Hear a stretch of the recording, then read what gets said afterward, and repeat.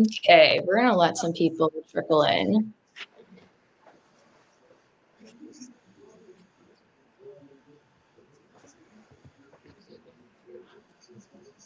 Okay, we got some people coming on. If you guys want to drop in the chat where you guys are located, we kind of started off as we wait for more people to join, because I know everyone always goes like 3 to 5 minutes over on their digital calls. So we'll give some people some couple of minutes to jump on. But yeah, I'm calling in from Chicago. We see some people from Toronto, UK. Thanks for staying up. Michigan. Okay, wow, we got people all over the place.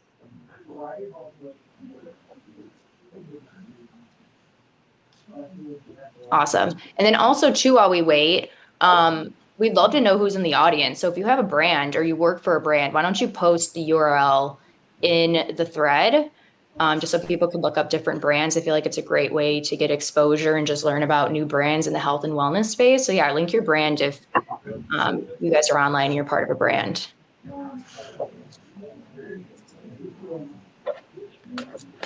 Awesome. Thanks so much. Okay. I feel like we're having some more people trickle in, but we'll kick it off because it's just intros. My name's Francesca, also go by Fran. I'm one of the partner managers here at ShipBob. I manage a lot of our logistics service provider partners, and I'm here with some of our top partners to talk about strategies and tips that you guys can activate this year for your health and wellness brands. So with that, I'm going to let our speakers introduce themselves because I will not do them justice. Michael, we'll kick it off with you. Awesome. Hello, everybody. So nice to meet you. Michael here from Gorgeous. If you're not too familiar, Gorgeous, we are a AI-powered customer experience platform powering all the customer conversations for over 18,000 brands. Where's my order? I need to change this, that kind of stuff. So super excited to be here with some of the best in the business and excited to jump in with you guys today. Awesome. Thanks, Michael. Stephen, why don't you kick it off for you? Yeah, sure. Good morning, good afternoon, good evening to everybody out there. My name is Steve. I lead the seller success team over here at Shein Marketplace. You probably know Shein as like this destination spot for fashion and beauty, but we are working on growing our marketplace outside of those categories as well. Really nice to meet y'all and excited to talk. Tina? Hey everyone, I'm Tina. I'm the head of marketing at Simple Bundles. So if you're not familiar with us, we help Shopify brands create bundles to boost revenue without the operational headaches. So all of the shipping and fulfillment issues that come up with bundles. I've been working in the Shopify space for about 7 years now with brands, agencies, and various apps. So yeah, happy to be here with all of these awesome folks. Thanks, Tina and Travis. Bring us home. Yeah, hey everybody. My name is Travis. I am a partner manager at Dacity. We are a data and analytics platform for omni-channel brands. So if you sell on D2C, Amazon, even retail, we're able to bring that data into our platform so that way you're able to understand insights to help you grow your business. Awesome. Thanks, everyone. And if you guys have questions throughout this, post them in the chat. We'll try to get to them if they're a part of the conversation in the moment or at the end, or we'll message you after the fact. So let's get it started. And again, if you just joined, if you can post where you're calling in from, as well as if you work for a brand or have a brand, post that in the chat. And to kick it off with our first question, the global health and wellness market was estimated at over 6.8 trillion with a T in 2024, and that's expected to grow to over 9 trillion in the coming years. So what is your number one tip this year to stand out in such a crowded market? Michael, we'll kick it off with you. Awesome. So yeah, this is a really fun one. I mean, trillion with a T, there's nothing to mess around there. Yeah, the biggest thing here I think is differentiation, and how do you do that? Leveraging automation and like AI driven personalization in customer support is really important. I mean, this is where the rubber hits the road. These are your conversations you're having with your customers, and they have to be personalized. It's like table stakes at this point. I mean, there's tons of data. All these, app ecosystem integrations you're using should be talking to each other, and that's how you get to that point. And consumer expectations today are really high. So brands that can provide really fast, really seamless, and really personalized interactions are going to end up building stronger loyalty and be able to differentiate themselves from competitors. And by having something that automates like repetitive replies, that's going to let your team focus on high value interactions, and that's what drives like retention and revenue. So that's kind of my hot take on that. I love it. Honestly, being automated and connected in your tech stack has been really important, I think, to a lot of our customers as we see a lot of these order updates, just information being shared across so many different partner channels, just so the customer gets it and it's very timely. So I feel like that's such a great tip. Tina, did you have something to add? I was just going to talk about, the importance of foundations. And I feel like, coming from the support side, that's a very important part of, building a foundational strategy.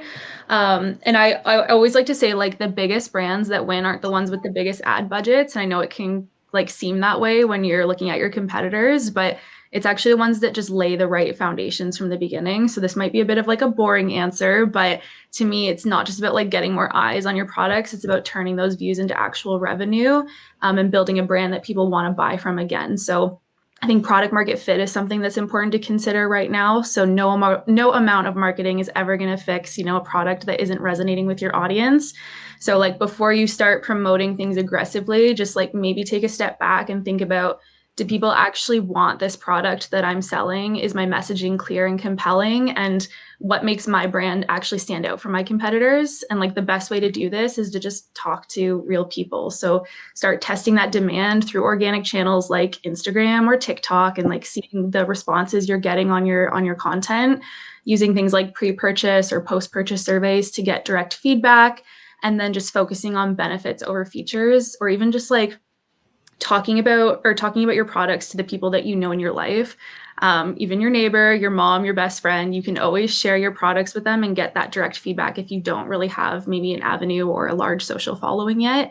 And then, just benefits over features always. You have to remember, like, customers aren't buying something like a package of vitamins. They're buying a solution for better sleep just after 2 weeks of consistent use. So you can see like the difference in messaging there.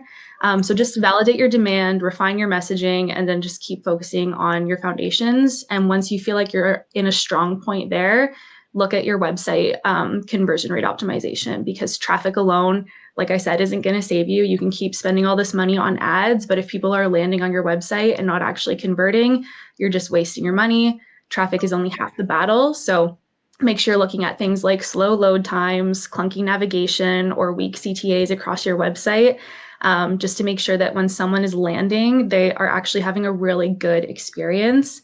And then the last thing I'll touch on when it comes to foundations is the importance of product bundling. So I think this is one of the best ways to differentiate your brand and increase profitability without relying on really steep discounts all of the time. And you can offer these curated sets that focus on those problems that I was talking about too. Because a well-designed bundle is always going to simplify the decision-making process and help customers commit faster to making a purchase, and reducing any like hesitation that they might have. So the health and wellness space, in my opinion, is literally one of the best for bundling, because shoppers have a very clear pain point when they're coming to purchase something. It's not like apparel where maybe the reason for buying is a little less obvious. It's like, no, there's a very clear intent behind every purchase. They want to lose weight, they want to improve their sleep, or they just want to like feel better. So whatever the reason is, a curated set of products can be so clearly targeted towards those solutions. And it just makes it super easy for those buyers to see your products as exactly what they need. So I'll just end it on, a beautifully branded website means nothing if customers don't convert. So foundations are super important this year, I think. I was going to say, I really love that comment about the benefits over product. I think a lot of that has to come from knowing your target customer, and so delivering messages that resonate with them. Sheen's case, our primary customer is 14 to 34. We've got a super loyal Gen Z and millennial audience interested in fashion and beauty. And so obviously we cater to them, although we're actively working on expanding that with our marketplace, the perception of that. But yeah, shaping your messaging and focusing on trending themes. You mentioned losing weight. I agree with that. And having the right digital assets. So coming from a marketplace lens, or selling on any other channels, making sure that you have great digital assets to ensure that product listings fit the channel that you're selling on. So a successful Shein listing is going to look different than a listing on perhaps other marketplaces. So just always kind of keeping that in mind as you enter in these new selling channels. Yeah, kind of to wrap it up with what everyone's been saying, leaning into your strengths and what makes your brand unique, but also shoring up your weaknesses. I'm coming from a data and analytics background, so I would say be data driven and understanding where your business is excelling and continue to invest there, but also improve areas that are creating negative experiences for customers.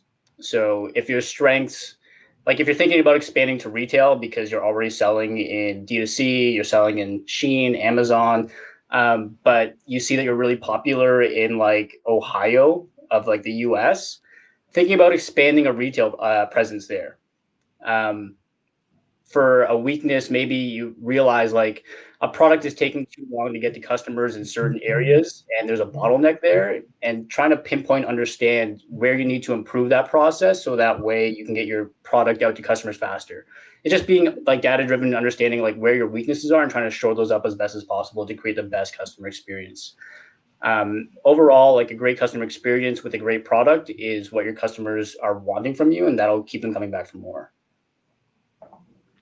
Yeah, I feel like everyone's points kind of wrap up into like how do you scale, but then also like how do you support scaling, especially with like the optimizations of automations that Michael touched on, and using data like Travis said, that kind of wraps into like fulfillment wise. Like if you guys are planning on going omni-channel, or you're planning on, I guess, getting more conversions from your website or just more sales, like you have to have logistics that can scale with that. And I'm not going to steal my thunder of the rest of the questions. I feel like we go into those a little bit more into detail, but you should all, like, I guess my number one tip is like, you should always be looking at options for fulfillment. Your strategy can change, your partner can change.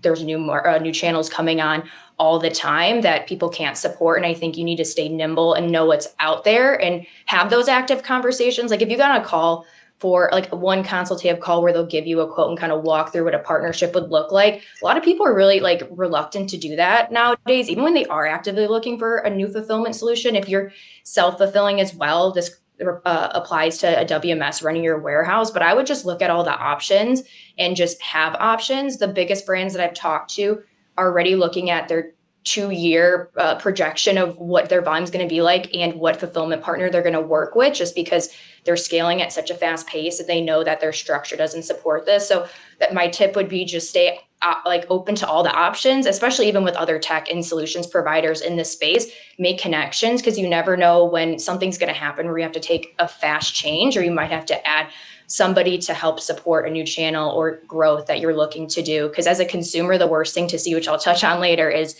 not getting things on time, or like their fulfillment structure just not supporting stuff when you're really looking forward to a product, especially something in the health and wellness space, which we take every day. So yeah, that's my tip. Everyone, thank you for the tips. I think some of you gave really good multiple tips as well. And this is recorded and everyone will get at the end. So if you didn't catch everything, we'll have the recording sent out to you.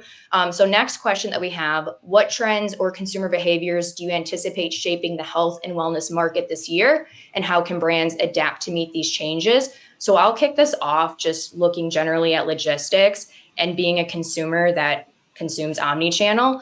I've seen a lot of people since the pandemic really embrace the buy like online pickup in store, or just like finding stuff locally. I know shipping was at an all-time high because people couldn't I like fulfillment was at all-time high for us, at least during the pandemic, because people were sharing products that way. People weren't spending money on going out. But I've seen people still go and utilize like shopping in store or just different retailers. And I think that's not going to change, especially when like people are getting things based on convenience. Like maybe they forgot something or they're going on a trip. Amazon has just made it really too easy to order like the night before and get it at like 7 a.m. in certain markets. I know I live in a major city, so maybe that's not available to everybody, but it's something that I definitely do consider, especially when buying something and I'm like in the health and wellness space and I'm going on a trip. It's something that I need. I'm like, oh my gosh, I need this. I can't live without this. How am I gonna get this fast? And unfortunately, for one brand, like I think they even shipped it from their website, but like a marketplace that they sold on made them ship it faster. And I actually ordered through there. So just being able to be omni-channel so you could still capture those customers or be in store, because there's going to be so many situations that come up for customers in just different scenarios where they need stuff, or maybe they're in a different location. And so like I've even done that where like I can rely on Nordstrom for certain products and like certain retailers. And so just I've seen that trend happen, and you just you need to figure out where your customers are shopping. And I know there's a lot of great resources of doing surveys and just looking at the data. So find the data and figure out where your customers are shopping, especially in major metropolitan areas, like what are more popular. Cause like, I don't think that's a trend that's going away. And a lot of times too, like I'm buying brands from those retailers versus from the website for just various different reasons. So I don't really see that going away. I know there's a lot going on in the chat. So anyone want to jump in on this question or this thought?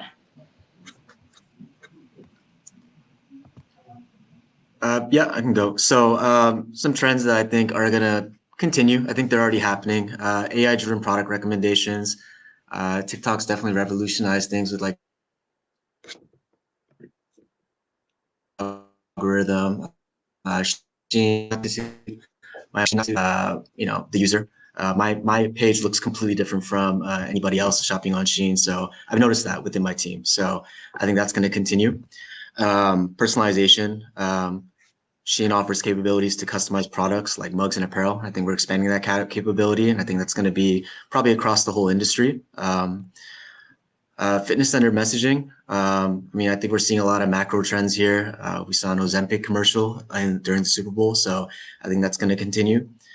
In order to adapt to this, I think brands should leverage multiple retail channels and marketplace channels, as well as social platforms. Cast the wider net and collect as much data as possible. I think someone in the chat said, data insights are gold, and that's always going to hold true. I think you get more data if you're participating in more of those different platforms. So that allows you to identify your trends. Always be prepared to A/B test once you identify trends. Yeah. Steve, I think you brought up. Oh yeah, go ahead, Tina. Sorry. I was just saying, like, I feel like we all are probably big data nerds here, to be honest. And something that you mentioned, Stephen, was like casting a wider net. That was actually kind of what I was going to focus on too for this, was like the point of being omni-channel. And I know that's definitely not a new thing by any means in this industry, but I feel like it's just like more important this year. Some like recent brand discovery trends that came up that I wanted to share. And by the way, these are from the D2C Index, which is a really cool monthly curated report. If you haven't heard of it before, I definitely recommend check it out.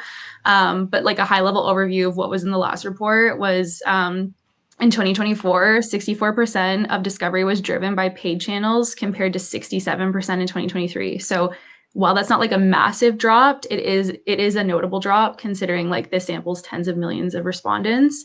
And then like overall paid discovery channels like Meta and TikTok totally declined, while organic channels like word of mouth saw a major increase. So like UGC, customer advocacy, and creator partnership seem to be skyrocketing a lot more as a way for people to be discovering brands.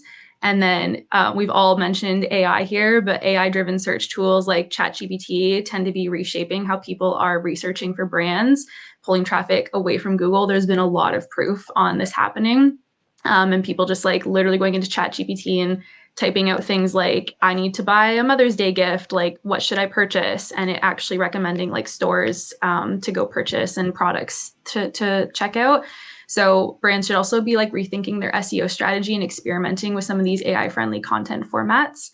But yeah, I think bottom line is consumers just don't discover brands in one place anymore. They see products on social, they get a recommendation from a friend, they read a blog review, search for it online. So you kind of need to be across all of these multiple different touch points. And again, just a huge focus on organic this year. I think the paid ads are never going to be not part of a strategy. They're always going to be essential to growth, but not at the expense of not having any organic machine going at all. Tina, I love what you mentioned because I think it just segues like perfectly into the kind of building off of, hey, you're not discovering brands in one place anymore. And I think kind of like the high level on that is you need to be wherever your customers are. And like one of the biggest trends kind of that I kind of see shaping like health and wellness this year, and brands who are able to adapt this are going to do well, is that omni-channel engagement and layering that with like conversational commerce, right? So social commerce and messaging platforms are really, really key to growth strategies, right? And customers are pretty much expecting to be able to interact with your brand across multiple channels, maybe even at the same time, right? Like think about Instagram DMs and maybe how many are you getting back to them? Do you have a systematic way to do that? TikTok shop orders, right?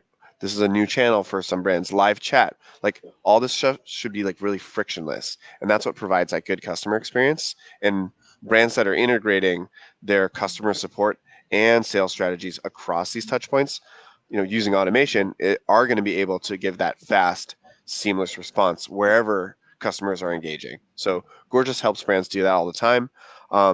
Couple other like interesting ones I was thinking is one kind of around like sustainability and like ethical consumerism, especially with health and wellness products. Why are people buying these?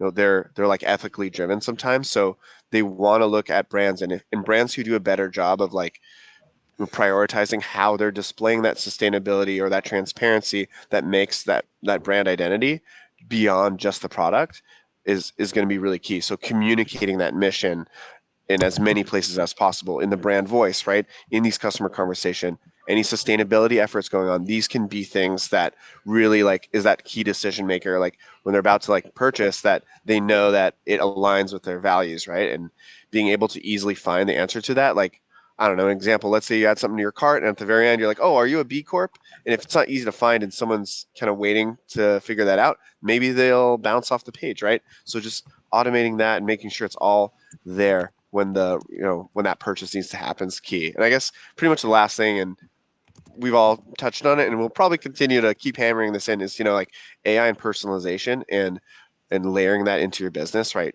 Consumers really want like hyper personalized shopping experiences. So we heard Steven mention this, like tailored product recommendations is huge. How can you as a brand also leverage that to boost like average order value? This product goes with this product, the bundling, like this is all a layered process here. And being able to do that like in real time as customers are chatting with you makes them also feel like valued and heard. And as Travis will probably bring us soon, like using that customer data to inform how this all works, but it's packaged in a way that is personalized is really, really key. And we're just living in it right now. It's great. Yeah, thanks, Michael. You pretty much took all my points. No, I'm kidding. No, like literally to speak to your points, increased personalization is, I think, like the biggest trend that's going to come for 2025 in like the health and wellness space. Increased personalization, like it increases your engagement, your repurchases, and it creates higher customer lifetime value. And like, so like, how do you personalize? It's understanding like what the product purchase history is of like that, like consumer of that customer. And with Dacity, like you're able to understand like, what are the like buying frequencies with that product, if it's like a repurchasable product. Like with supplements, like it obviously like they run out, so it's like what's the time frame between like those two time periods that people tend to reorder, and like having like an email or an SMS reminder notification to be like, hey, you might be running low, here's maybe it's time to reorder now, and you could potentially add like a discount code to incentivize a repurchase. Within Dacity also, we have product affinity insights, which means essentially like when a customer buys X product, like what are they likely to buy with it in the same cart or after in like their second purchase. So that way you could follow up with like, hey, a lot of our customers who like this, they like this also. Or you could, potentially put those and utilize those insights for your product detail page to add those, like, customers also bought this along with that. So those are great ways to, increase personalization, to increase your average order value, and ultimately to increase like your customer lifetime value. And at the end of the day, it's like always just coming down to like customer segmentation, understanding like what, where they like what journey or where in the process they are with you and your brand. Like, are they a single buyer? Did they just purchase from your brand? Because that flow and that like communication is going to be a lot different than a high value customer who has bought from you multiple times and has spent like over $300 with your brand, right? There's a brand that I won't name them, but a clothing brand I buy from that still sends me emails with like female shopping like sales and stuff like that, and I'm like, bro, I'm a guy, like don't send me these emails about like girl like clothes going on sale, like like that's very easy segmentation. Like just segment it for like like male stuff. So just being able to segment your communication and like personalize it's going to be very like I think that's going to be the separator and like a big focus for 2025. And then also I think it was Tina who might have mentioned this, but in-store shopping is definitely coming back. We're fully back from COVID, so like in-store shopping is back. So it's like being and meeting your customers where they are. Awesome. I feel like we touched a lot on data, but that's kind of our next point too, which you can never have too much data or not make a decision based on data. So, how can brands in the health and wellness industry leverage data to make smarter decisions? Travis, do you have any other points to add? 'Cause I know you just talked a lot about data.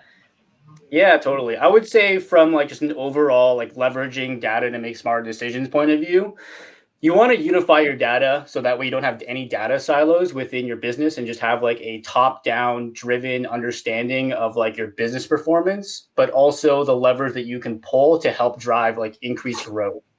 So if you're selling omni-channel, like do you understand what the performance is of like your D2C versus like your Amazon versus if you're selling on Walmart, if you're selling on Target, if you're selling on Shein, if you're selling in retail? Also, do you know like which marketing channels lead to the highest customer lifetime value? You want to continue to invest more in the channels that like bear more fruit for you than the ones that don't, right? So if you're seeing more higher customer LTV off of Meta as opposed to TikTok, like invest there more. Are there influencers that are driving more revenue from you for you? Is there products that have like a higher customer lifetime value as opposed to the one that you're like maybe highlighting more than others, so that way you can reposition them on your website to try to drive more traffic to those because they do have like a higher like repurchase rate and customer lifetime value. So just having a top down understanding and just being able to get into the nitty gritty of things and understanding like where are your strengths, where do we need to continue to reinvest, what levers can we pull in order to improve our performance, and like where are we weak and where can we shore up those weaknesses to try to improve like our processes here to create like better customer experiences. But it all starts with really having a good understanding of the data within your business and having clarity in those areas. Yeah, I totally agree. I feel like in fulfillment, this is a place, I guess, maybe the data can get lost, especially if you're using like outdated manual systems or your systems don't talk.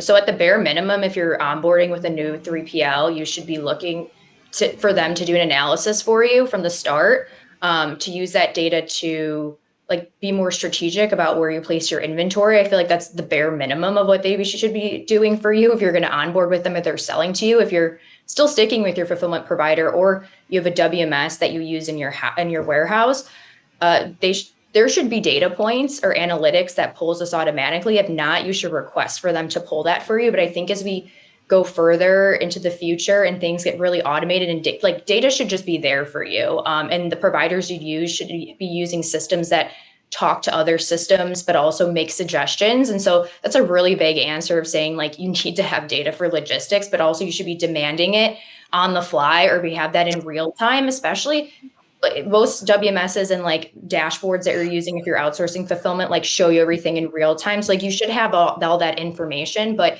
strategically using it to place inventory closer to customers will help with the customer's experience of just driving down costs for you, but as well as like transit time. And I think that's the most important thing with like the health and wellness space, because people want stuff fast.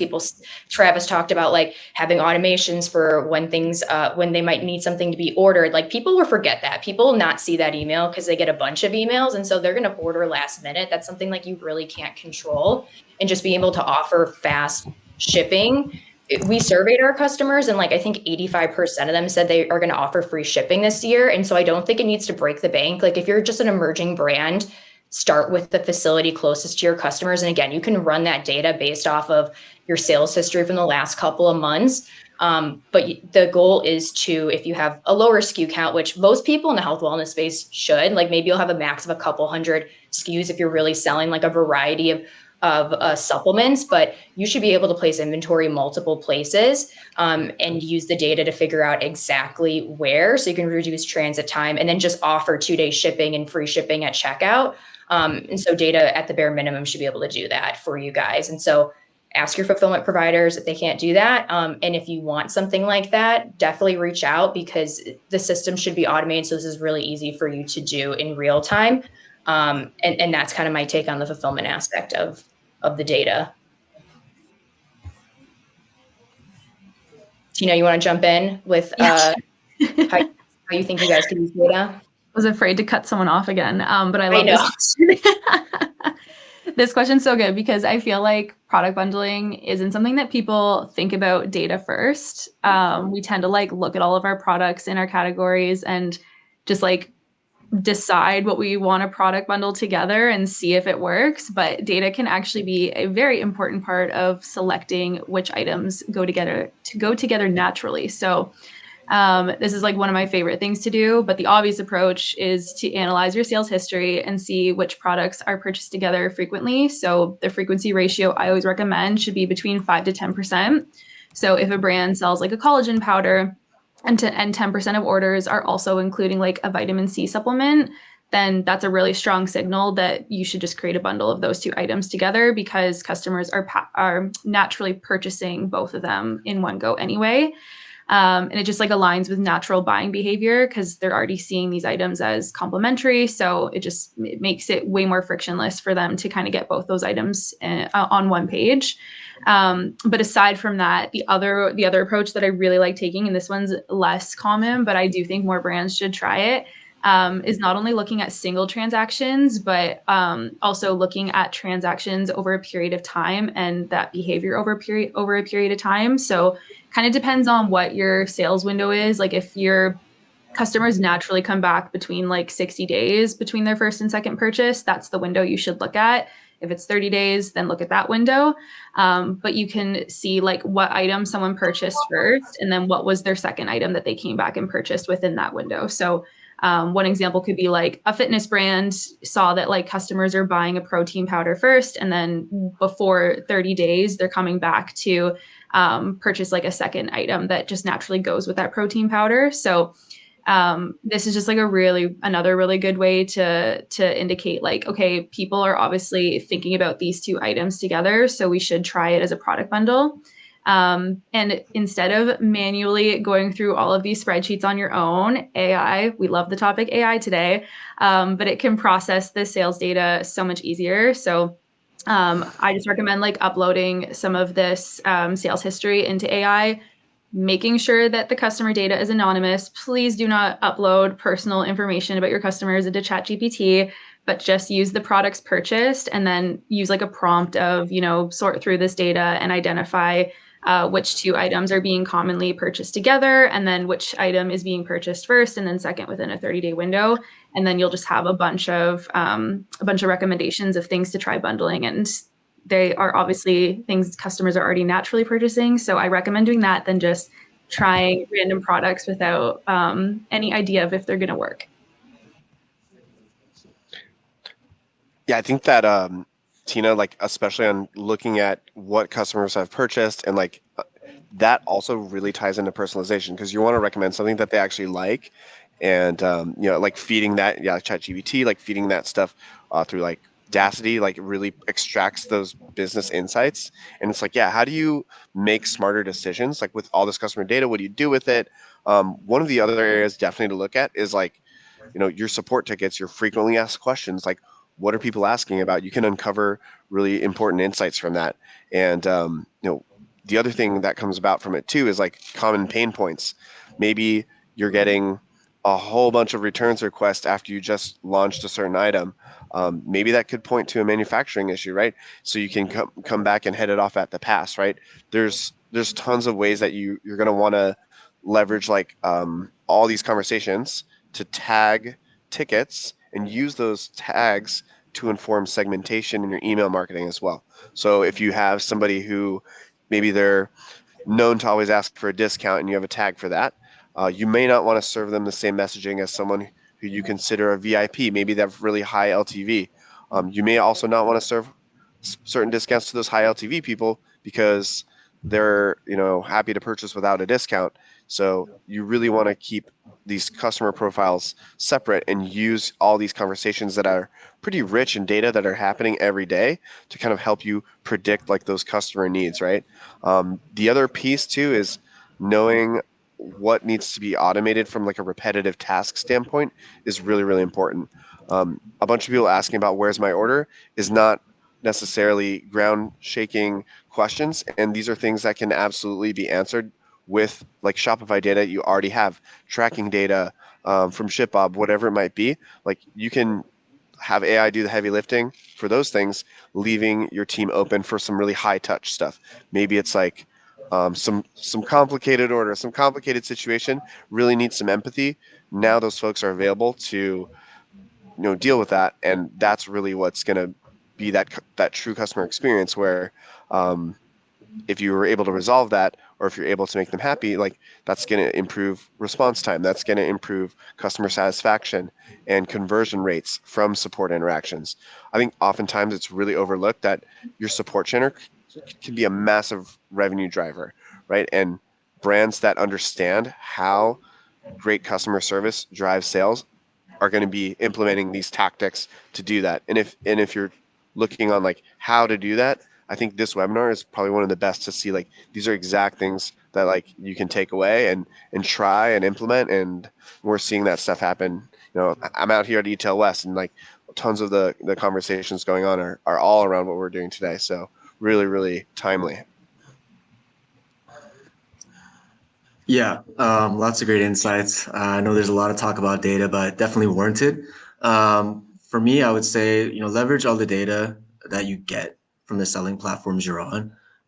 We're in really exciting times where there's a plethora of data. And so more than likely you have a lot more than you think. And I know over here at Sheen, we actually have account managers that can provide more data. So, marketplace trends at a larger scale. These are things that if you ask for it, you can get it. Keyword reporting. And so I think the main takeaway here is like always being get familiar with all the data that's available to that self-service. But also if you have a point of contact or an account manager that's dedicated to your account, like be sure to ask them if there's more data that you can leverage. Can't speak for every marketplace, but we do that here at Sheen. So I think I've seen a lot of people benefit from that. And then the other parts of my response is pretty much the fundamentals. Like I think everyone should know at a SKU level, like what their click-through rate is, conversion rate is, understand what's driving their sales, campaign performance, if the platform offers paid marketing, product reviews. I do this for my entire marketplace portfolio comprised of thousands of sellers and close to 1.5 million products, probably more than that. So I think that you should do that with your portfolio as well. Awesome, everyone. We're moving along here. We've got a lot to talk about still, and I want to be mindful of time. I know we've kind of touched on loyalty and like how we could use data to drive loyalty, but what are other effective strategies for retaining loyalty in this highly competitive industry? Michael, you want to kick it off? Or no, Travis, you kick it off. Sure. I got it. I mean, I'm going to double down. I think personalization, like if you're not doing that right now, that like understanding like what your customers are buying and what like their buying journey is with you, like, and like you have to do that at scale. So if you're not implementing that, I would focus on that, like now, like understanding if they're a single buyer, like, do they need more social proof? Do they need more educational content? Do they need more how-tos? There was a great tip that I got from one of my partners on, if you're a single buyer, being able to target that segment with more influencer content on your ad platform. So Meta, TikTok, Instagram. So that way they continue to get more social proof from your brand, as well as like how to use it and like unboxings and that sort of stuff. If they're a multi-buyer, you want them to become a high value customer. How do you get them there? Incentivize them with like a gift with purchase. Let them know like when their favorite products are going on sale. Including samples in their next purchase. If you see that they've bought the same product over and over again, letting them know that if you have a subscription program, giving them a discount to get them involved in that subscription program, because that'll ultimately, be a higher customer lifetime value for you. And then if you're, for your high value customers, making them feel like they're VIP, right? Letting them know about like new products and flavors that are coming out first, letting them be like the testers for that and getting their feedback. So that way before you release it to the rest of your customers, like you have like that validation that, this is really liked by your customers. Because there has been some, we've had some clients where like, that they've had like that issue where it didn't go well on that initial test run, and then they've had to do some tweaking for it. And then we've talked about this also, but just being easily accessible and being where your customers are. There was that example of I can't remember who said it, but it was something that happened to me recently, where I bought my Yeti bottle off of Amazon because I have Amazon Prime and I have free shipping, so I didn't buy it from their D2C. And so like just being available on these marketplaces and just being where your customers are buying is like really important. And again, retail is really surging back. So just being in those retail presences to compete with your competitors. And just one final tidbit to stand out in the retail section. One of our customers is doing this, but to stand out from the competitors, they put a QR code on their label, which pops up like a live chat if they have any questions about like their product. So if it's a complex product, or if you want to know what the differentiator is, like that's a really innovative way that they've been going about it. Yeah, I mean, Travis, to kind of like build off of that, I mean, yeah, loyalty is huge because you have, of course, your first purchase, but it's all about like that lifetime of purchases that you want to engage and stay engaged with this customer over time. Personalization is like that's really like the gap we're kind of filling in between an in-store experience and a digital experience. So leveraging like that customer data from past purchases and interactions, like that's what allows you to really tailor recommendations. Of course, like promotions, all that kind of stuff. I mentioned like the customer tags from conversations from before. This also helps you with your follow-ups, right? We can also do this stuff kind of now today where if shoppers are live on your website, how are you helping them through the customer journey? What kind of customer journey do you want them to have? Like if somebody has purchased in the past, do you want to pop up a message, say, hey, like we have our new, protein powder in that pairs really well or similar, to your last order. Maybe you want to try this out. So it's kind of like that concierge type of service that you can implement digitally and still provide that experience, but leveraging data, leveraging personalization to make it happen at scale. The other thing too is, and I don't think we've touched on this, is like proactive engagement, right? Engaging customers before issues arise. So, setting expectations on return policies, especially like, during a holiday season, like maybe things might take longer or there's a longer window. I think before people purchase, they have all these kinds of questions. They may not be able to find the answer. So if you can send them order updates, wellness tips, right? Loyalty, inform them, hey, we have a loyalty program. You buy 5, you get 1 free, or earn points to redeem, right? Just even letting people know you have that is really, really key because that keeps them connected to your brand. I know like an example that I love to highlight is a clothing brand called Kith.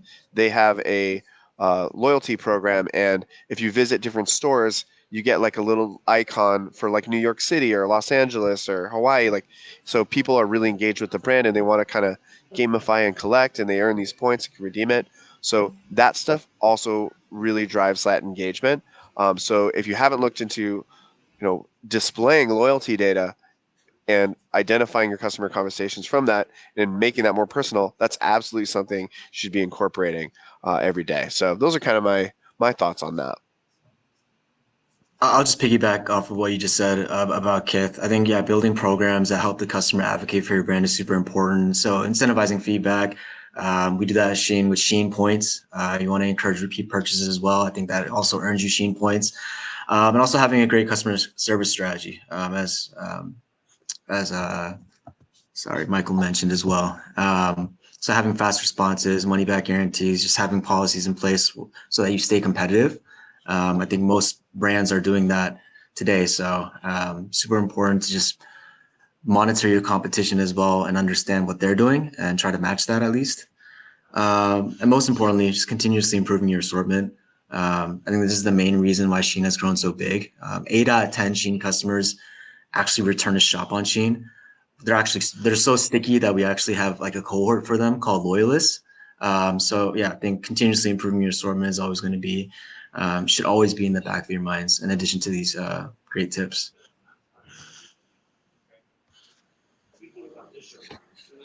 Awesome. Do you want me to go ahead, Francesca? Yeah, go for it. Okay, perfect. Yeah, so one thing you mentioned, Travis, that I kind of want to piggyback off of is the importance of like expanding into marketplaces. So one, I'll just recommend that is really good for the health and wellness space is Shopify's shop channel. So if you're not using it, it is free. I think you should use it because it's just super easy for buyers to like one-click checkout. But I actually use it all the time for second purchases because all of my data is already stored in the app. And I can just open the app and like go back to my history of purchases and like quickly repurchase something like, you know, vitamins, skincare, whatever it is that I need to just like constantly be restocking. And that's just like another great channel to like get in front of more eyeballs because it acts like a marketplace like Amazon or whatever. And Shopify's been putting a lot of effort into this channel. It's actually pretty sick. So definitely recommend it. And then the other thing I'll mention too, like when we're thinking about repeat purchases and retention is allowing customers to purchase in bulk. So someone's first order with you might be like testing one item. And if they love it, they're obviously going to come back and want to purchase it again. But I personally like hate having to remind myself to keep reordering items. So, and I'll often like forget until I'm completely out of it. And then I'm like frantically trying to replace that item and like see if I can get it shipped to me as soon as I can. And I did this with lip balms recently. So I live in Canada. Winter is brutal here. My lips are always dry. So I tried one of like Glossier's lip balms because they're one of a Simple Bundles they're a Simple Bundles customer, and I always purchase from our brands for research reasons, obviously. But I loved it so much that I went back and ordered like the bundle that gave me 3 lip balms in bulk, and I could choose like the colors and scents. So I got a deal for ordering in bulk, and now I'm basically set now for the entire winter. So I think that's just like something to keep in mind with offering bulk orders because customers tend to like only purchase one item from you for their very first purchase. But if they really like it, they might want to come back, especially in the health and wellness space where ordering in bulk is going to be super convenient for them. They're going to want to just like get a lot of the product in one go so that they're set for like, you know, months at a time. I'm definitely a bulk shopper if I can. And I think like the hardest thing is seeing things out of stock, especially if it's like an emerging brand that probably doesn't know how much inventory they need. And then like you have to bulk up. Like you're like, oh my gosh, I need this hair oil. I use it every day. So Tina, I love that. I love that advice because like I'm one of those people that does that, especially when I know like the brand is popular and sells out, which can be tricky for the brand. And that kind of leads me into like my thought about loyalty, which sounds really basic, but don't promote as much if you don't have stuff in stock or and I know things in supply chain come up a lot where like you just can't control it. Like you can't control shipping, sometimes fulfillment, inventory getting to your warehouse. Like there's a lot of hiccups that we experienced during the pandemic that we saw really firsthand on like how supply chain can really affect our businesses. But it kind of going back to Michael's point, like just be proactive about communication, especially with fulfillment. Like there's so many tech solutions that connect, like Gorgeous ShipBob, and there's some like tracking services that connect the data to share this information. So you don't have that Wismo question, but also if like things are happening behind the scenes, customers don't know what's going on. They're not going to have a great perception of your brand if they ordered something that they need right away, which is kind of everything in the health and wellness space, especially with how consumerism is right now, where people wait till the last minute. So, and I know you can't control it, but like there's a lot of things you can do with like alerting yourself with inventory levels so you know to reorder, or just communicating proactively on like shipping delays, where this information should be in like your dashboard for shipping, whatever provider you use or whatever solution you use. Like this information should be there, and like there should be call outs already. So just automating that and sending out alerts, because I think the most frustrating thing is these first time customers. I'm experiencing this right now with a brand in the health and wellness space that came on, kind of talked about other brands that are similar products and said theirs is better. And then I bought because I was like, okay, like I'll try it. And so many people were talking about these flavors and didn't ship out within 24 to 48 hours. Now it's been a week, and then I get an email that they're having issues. And I feel like if in the front end, if you can alert people or just reduce your spend on ads, which I know sounds so painful, but like on the opposite side, like if you don't have a logistics solution set up or you're having issues, like it can just make the customer experience worse. So just try to be proactive if you are experiencing issues, because like they are going to come up. There's going to be stuff that you can't control. I think customers will be more understanding, because I got that email and now I'm a little bit more understanding of like, okay, I'll wait for this product, but also I'm going to probably go buy other product I was purchasing in the meantime. And just having that understanding versus like, okay, this brand hasn't shipped anything and like they're not responding to my emails, or like I didn't get an update. So just kind of managing the customer experience and expectations, especially when, like someone had said, the holiday season, like shipping delays are usually happening, and just sales, like if you're having like bulk, like, or big discounts and like a lot of sales are going on, just communicating that to people, and I think they'll be a little bit more understanding. So great thoughts on loyalty. I know we're coming up to the hour, so if anyone has anything in the chat that we can answer, post it in there, but we're going to move on to the next question. This will be our last question. So all brand owners and operators envision their brand becoming the next category leader. How can brands in this space effectively scale without compromising quality or customer experience? Who wants to jump in on this one first? It's kind of a loaded question. I'm happy to. Thanks, Travis. I would say, yeah, it's about testing, optimizing, and then going all in. So like don't open up a new sales channels until you feel like you've got your current ones dialed in. And like, that could be like your gross margins, that could be your retention, that could be your product recommendations. But testing small first. First of all, we're getting like the current ones that you have, like a good like feeling that you're really dialed in with those. And then testing out like new regions or channels in small batches. So whether that's like going into retail or going into a new marketplace like Amazon or Shein, tweaking until you get it right and then scaling. So also a big important aspect of this is like having strong foundations and being able to automate where possible.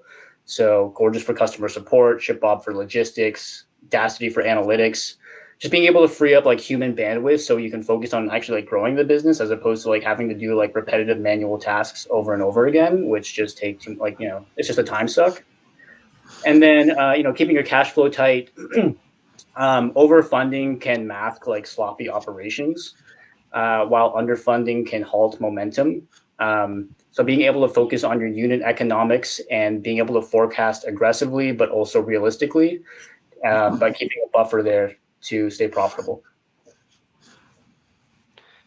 Yeah, I think Travis, you're kind of talking about like these trifectas, like you get all these efficiencies when you start connecting all these systems together.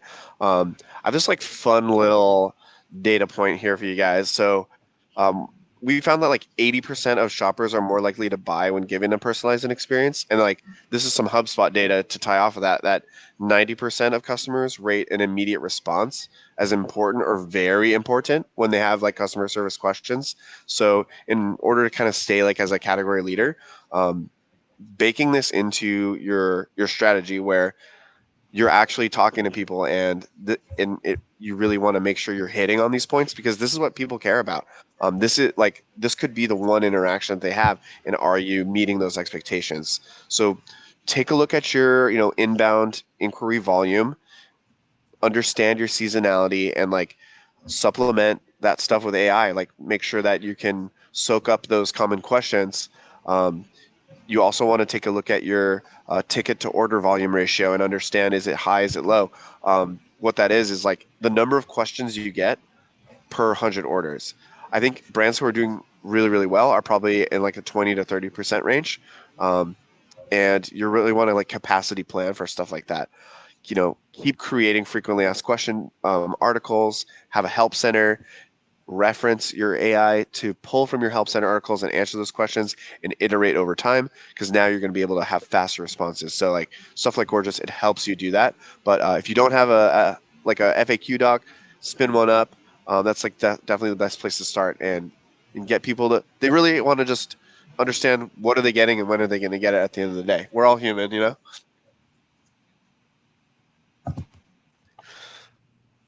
I think they pretty much hit it on the head. Like I was just gonna say similar things like streamlining processes, inventory management, listing uploads, some coming from a marketplace lens. So leveraging integration partners if that makes sense for you. leveraging innovative tech for customer service. So you see a lot of AI chatbots out there these days. Building solid mechanisms to ensure quality control is met, so systemic audits, and then continuously testing before making big changes, such as diving into a new marketplace, as Travis mentioned. Yeah. I feel like my answer is such a cop-out answer, but I do feel like it's super important, so I will say it. But there's an idea called taking imperfect action. And I just think that this is really important because the truth is no store is perfect, not even the biggest brands that you admire.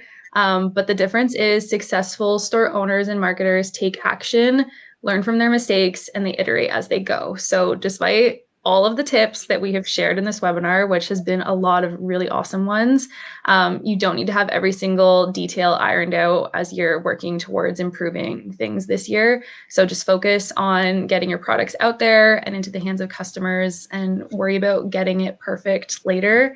I always like to say, view your store as a living experiment. It's always ongoing. So just, use your customers as your secret weapon by treating them as focus groups, by asking for feedback, monitoring their buying habits, and just using the insights that you have access to make quick changes. So progress, not perfection. I feel like we can definitely resonate with that, progress over perfection, because at ShipBob, we've really grown with our brands, and we didn't know what we didn't know, and they didn't know either. And we kind of work together with people in the ecosystem to learn and figure out how to do this, because we're all really learning. Everyone's new to e-commerce. People have been in retail and still we're learning so much about both, but we're just here to, like you said, iterate and just kind of go out there and try. And I think I talked about a lot of different tips for fulfillment, but just not compromising on quality or customer experience could really just be focused on having a fulfillment provider that you trust. So when these issues go wrong, you can work on them and also innovate on them, kind of like what Tina said, because there's always going to be updates that maybe someone needs on their system or a process change that you just don't know until you know. So the progress over perfection. But yeah, really lean into your fulfillment or your WMS provider and make them a partner to you, not just they're your service provider, and find someone who can do all of your omni-channel fulfillment. I think when you think of consistency across the board and customer experience, it's working with one team that can reach these different channels and regions. And so as you continue to expand and grow, it might be that you have to find a new fulfillment partner or WMS to integrate with different marketplaces, different channels, go into different regions. And we've kind of seen that move from brands that are global, from using multiple warehouses to using one, that can kind of keep up with the consistency of the customer experience, the quality, as well as the customization you can offer, which I know customization is kind of new to the health and wellness space because it's not necessary, but it's something that a lot of brands in the space are doing with the packaging or getting a shaker bottle included or a reusable container and stuff that aligns with sustainability. So just find a partner that can grow with you, but also you can work with when things happen. But utilizing one partner usually is the best way to keep things kind of consistent. And with that, I don't think that we have any questions in the chat, unless anyone that's on still has any last questions. I'll kind of wait for maybe someone to post something. Okay, if not, we appreciate you guys coming here and everyone sharing their insights. We will be sending a recording out, and then also we have your guys' contact information as well. So I'm sure that the partners will be reaching out individually to all of you. But once we send the recording out, if you want to be connected with anyone on this call, just reply back because ShipBob will be sending out the recording, and we can connect you with any of the partners here or even in our bigger ecosystem. But thanks you guys for joining, and thank you to our amazing top partners for bringing some great insights to today's talk. And we hope to see you guys soon, and maybe some of you at Expo West next week. Thank you, Francesca. Really Awesome. appreciate it, guys. Everyone have a great rest of their day. Bye. Thanks. Bye. Thank you, everyone. All right.